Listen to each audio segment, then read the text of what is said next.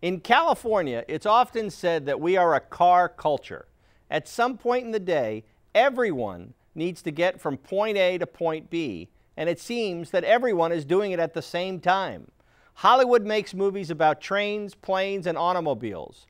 But in 2014, are more lanes of freeway with gargantuan tunnels the answer to our current and future transportation problems? Or are there other, more modern ways to move us around? Let's find out on The Question Is with Anthony Portantino.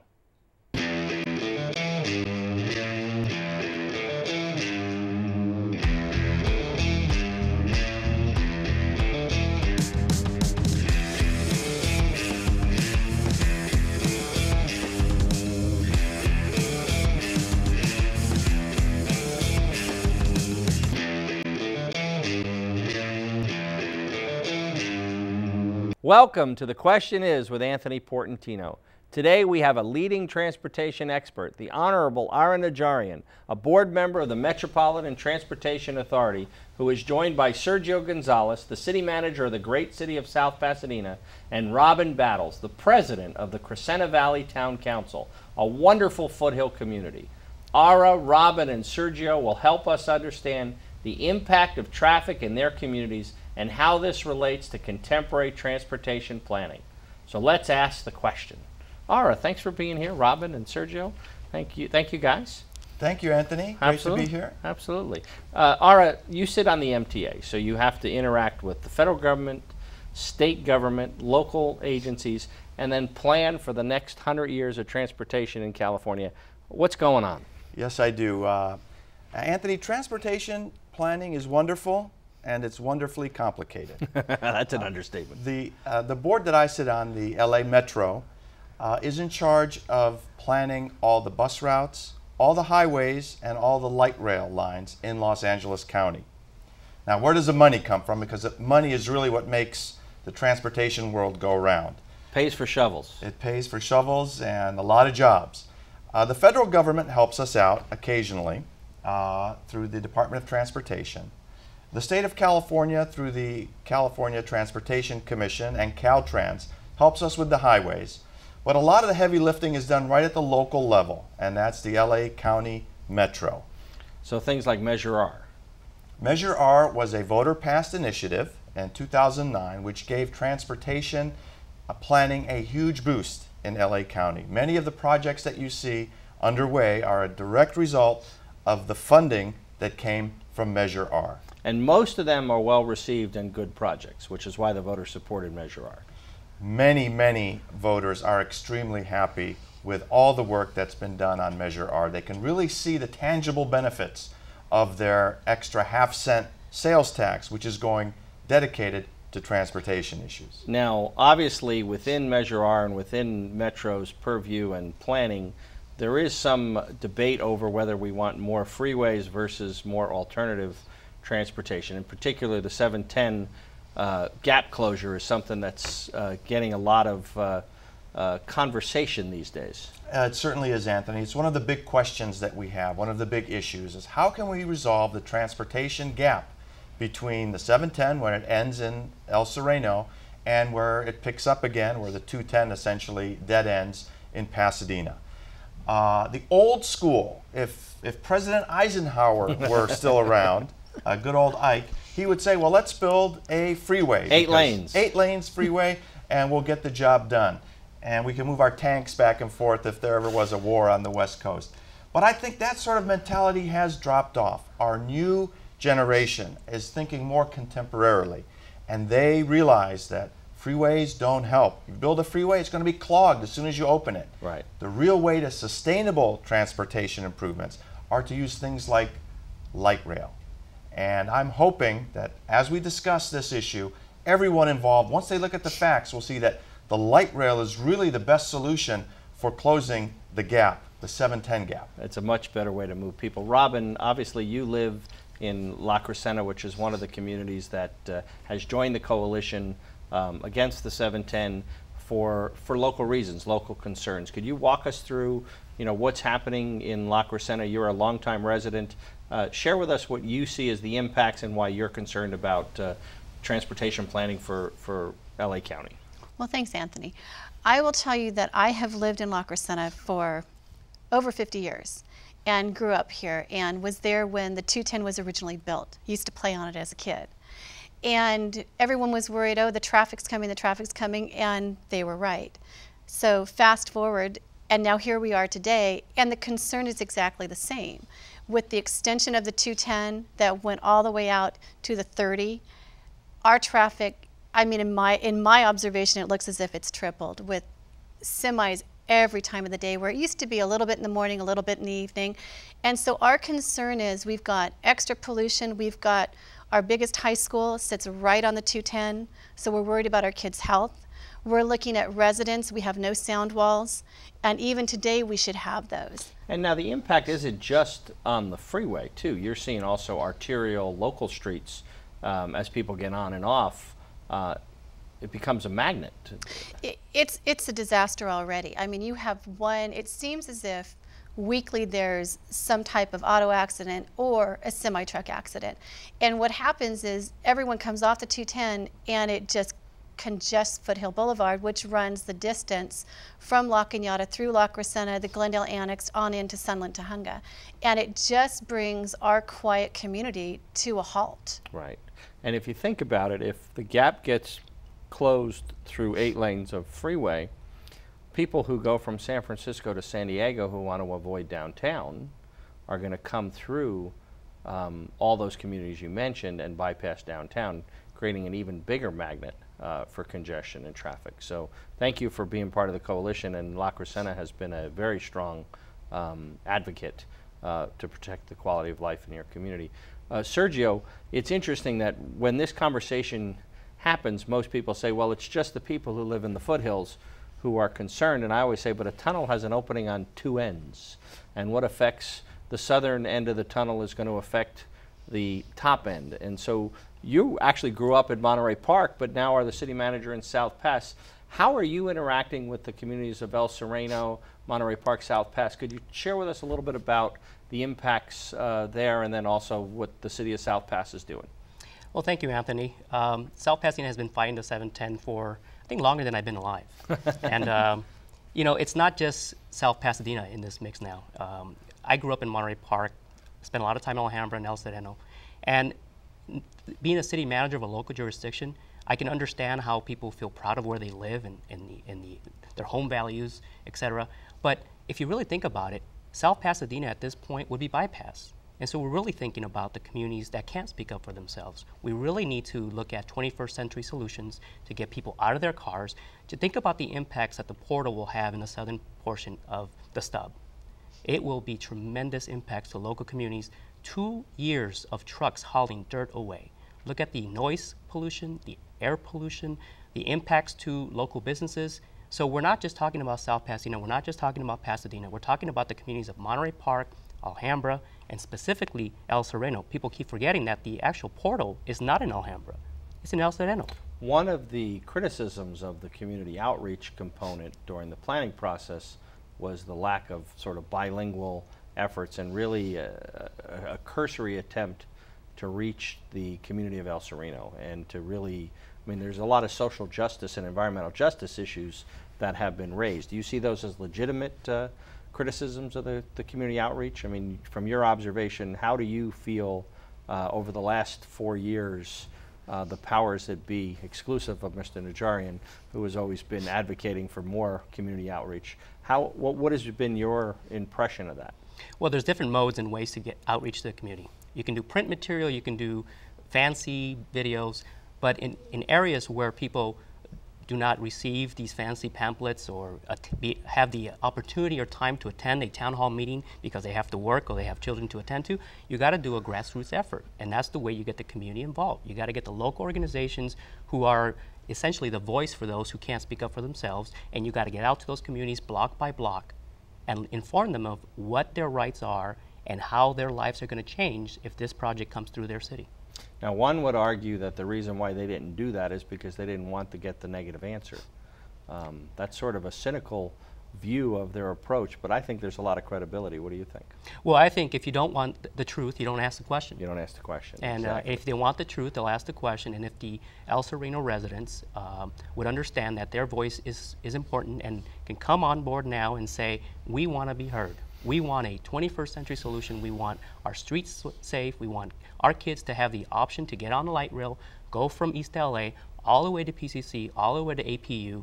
Anywhere in the San Gabriel Valley you can travel on light rail, that will be a tremendous positive impact. Absolutely. Robbyn, obviously the 210 is a long freeway that covers many, many foothill communities. Going along the 210 is the Gold Line, a light rail system that is planned to go all the way to the Ontario airport. One of the interesting struggles in transportation is the Gold Line has to fight for every dollar. How do you think residents of the foothills would embrace the Gold Line and having an opportunity to hop on a train and end up at an international airport? Do you think that's something that would be well received by La Crescenta and the foothills? You know, it's a really great question. I think that we have been so focused on saying what we don't want. We haven't taken the time to say, hey, this is a great alternative. I can tell you that many residents will get in their car and drive to Pasadena, get on the metro, get on the Gold Line, and go do the rest of their adventure, and they absolutely love it. So I think with some great planning, I think that you would really get a lot of support for something of that nature in our community, because it reduces the noise, it reduces the pollution, it reduces the cars. You know, our kids, we keep telling our kids, hey, let's get out, let's walk, let's be healthy, but you're saying, let's get in our cars and drive through an 8-lane tunnel. That just seems incongruent to our community who's trying to be healthy. I sort of set up the Gold Line for you because that's one of the, you know, as a Metro board member, you're fighting on behalf of the Gold Line, but also fighting to bring sound decisions to the gap closure.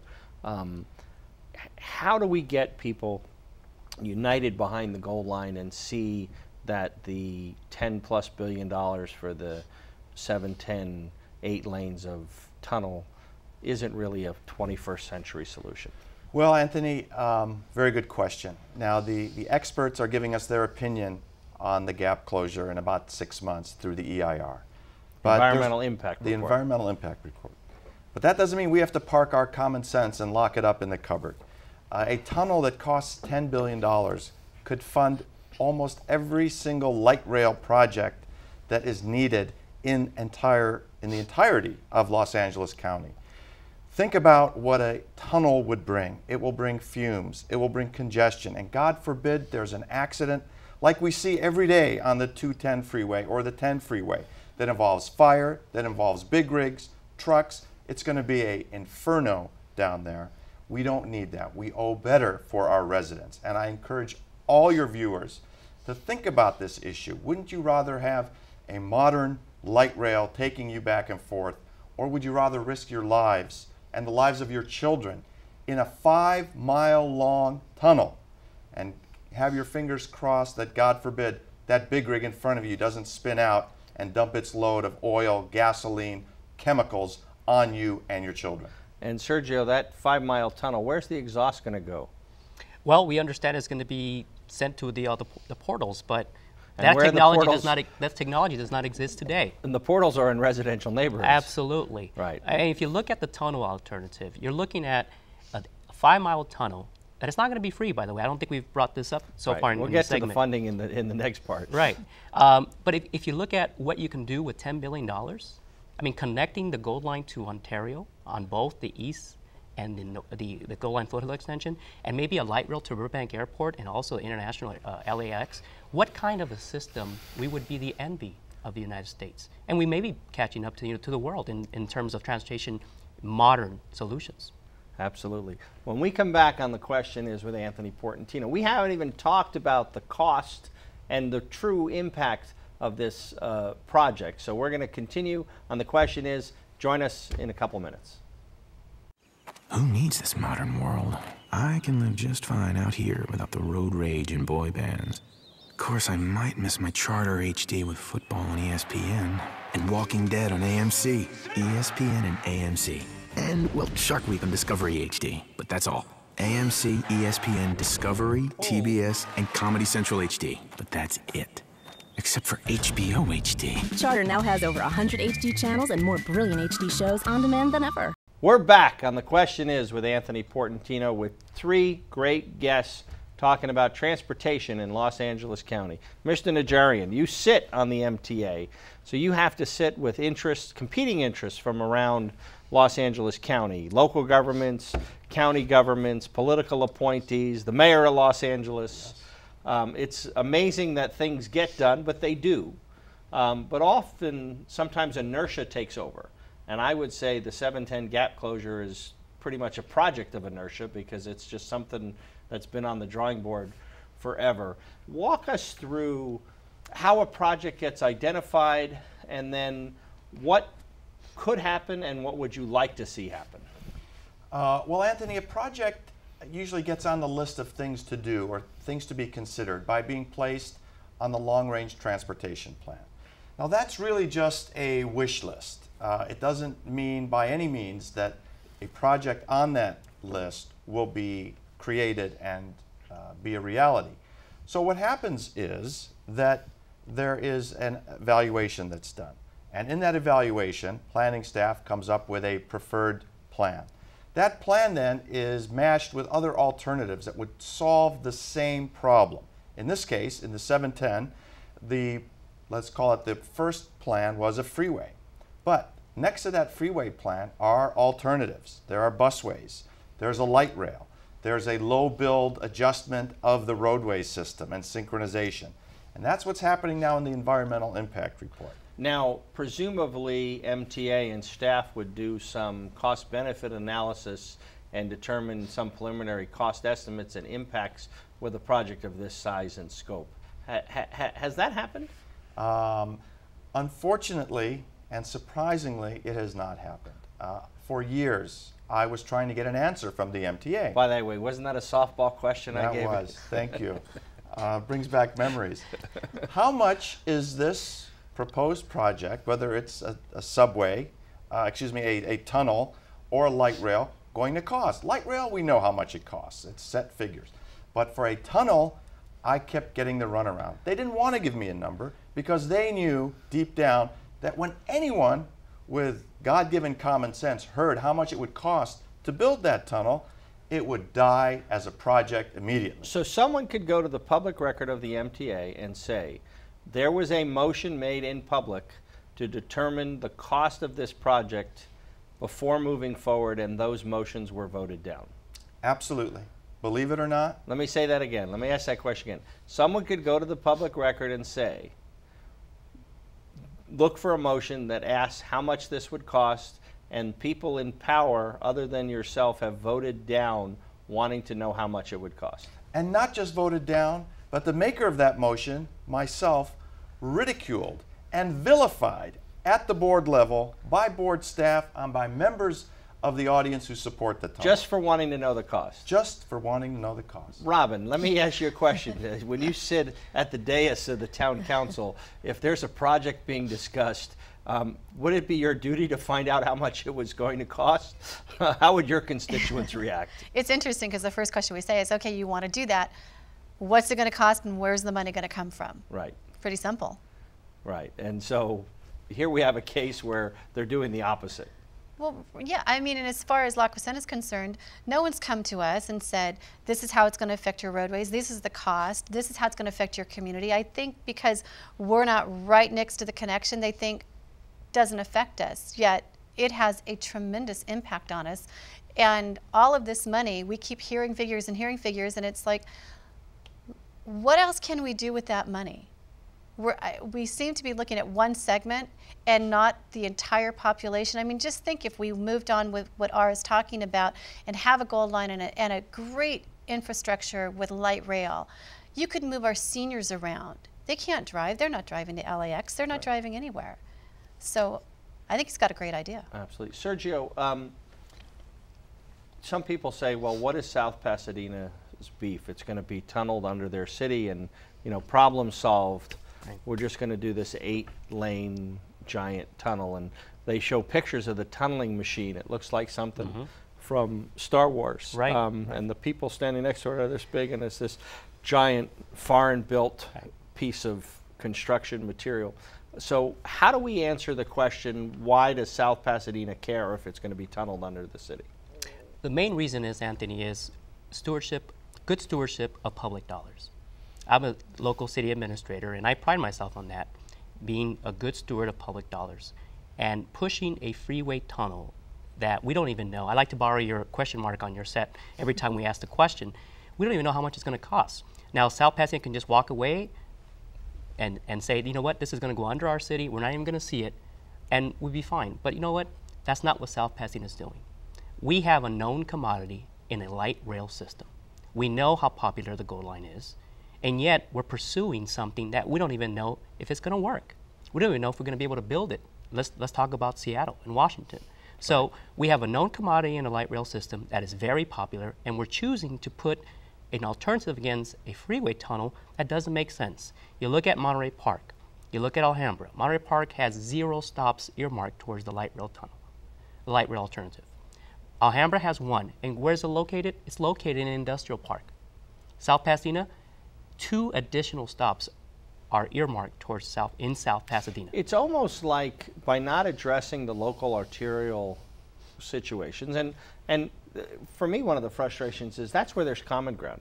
Everybody agrees that communities under the current system have local traffic impacts because they weren't designed to accommodate the volume of traffic that's coming through their communities now. But we're not addressing any of those local impacts. We're not doing any light synchronization. We're not doing any, smart growth patterns, and certainly the Gold Line, which everybody wants, is taking a back seat. And that's, to me, what frustrates me the most, is here's a project that everybody wants, that has its environmental clearances, that creates jobs. And I say to my friends in the building trades, we're talking about $1 billion worth of jobs for the Gold Line that we should start doing tomorrow. But yet it doesn't seem like that's happening. South Pasadena embraced the Gold Line. In 2003, it opened up. And if you walk down Mission Street, if you see the energy and the businesses that are popping up in that area, you'll be very eager to get it in your city. Right. It also looks that South Pasadena for the past 30, 40 years has been saying what people are now understanding. You need a low-build, multi-mode alternative. You can't build your way out of congestion. You build it, it'll get congested. And part of your analysis has been on goods movements as well, right? You're not just talking about people. That's correct. I mean, when you're talking about movement, you're talking about moving people out of their cars, get them onto light rail, and you need to get goods onto heavy rail and get them directly to distribution centers so that they don't become a bottleneck in our local streets and our local freeway system, and get it out to where it needs to be throughout the nation. Sergio brought up Seattle. There are some lessons that one could learn from Seattle. So walk us through what they're doing and why it's relevant to what is currently on the docket. Thanks, Anthony.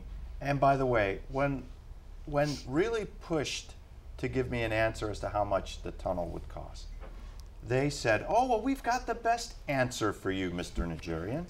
They're building a tunnel in Seattle.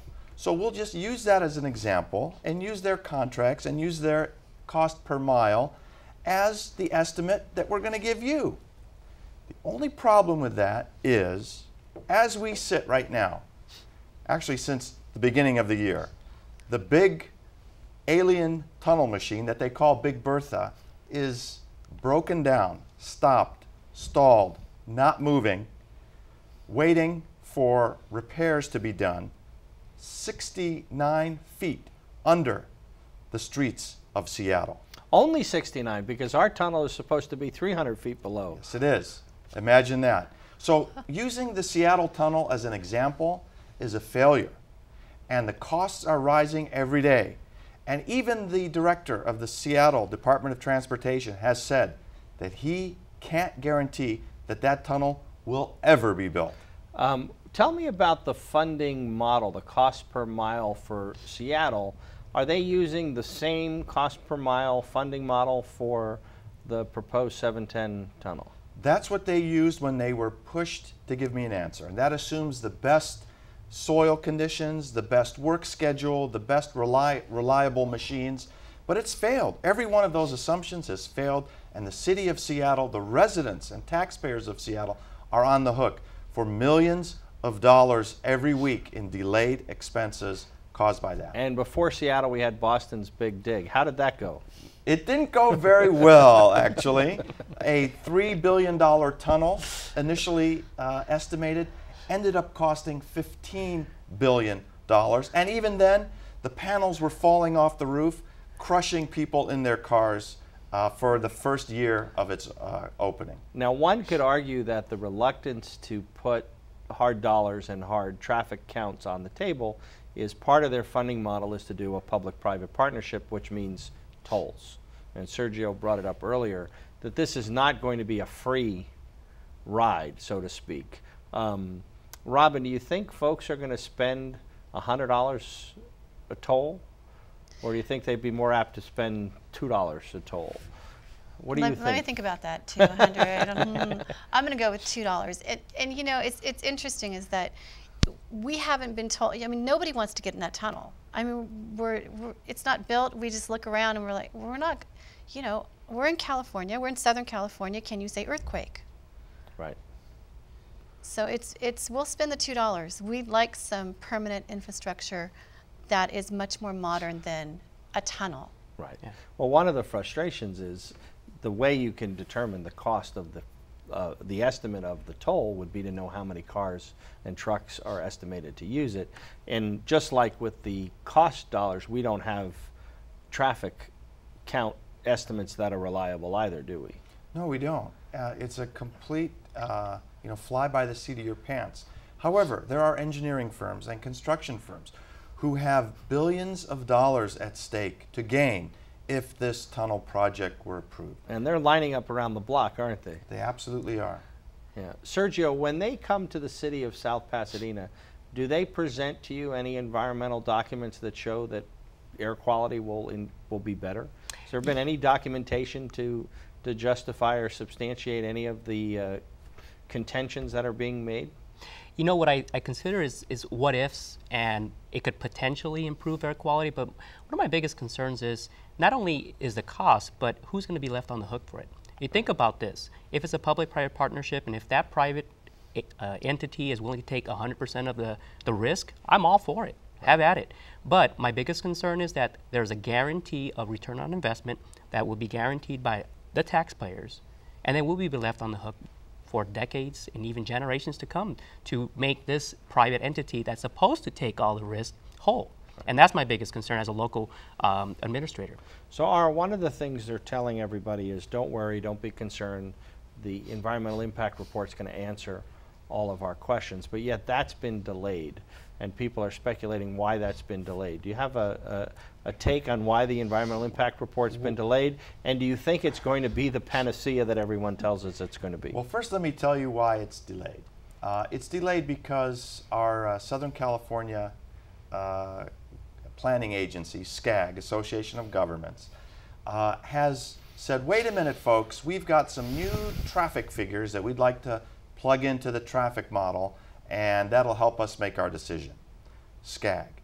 Now, coincidentally, the director of SCAG, Hassan Nakrada, was seen at the pro-tunnel pep rally touting the benefits of the tunnel. So get this straight, we're waiting for his agency to give us unbiased figures on the transportation and traffic, while he himself is out there pounding the table saying the tunnel is the way to go, the tunnel is the way to go. That in itself has tainted the EIR project, and it will be challenged from day one when that EIR comes out. He should be ashamed of himself for making that sort of representation. Well, I hate to cut off the conversation on the 710 gap closure, but just to sum things up, we don't know how much it's going to cost.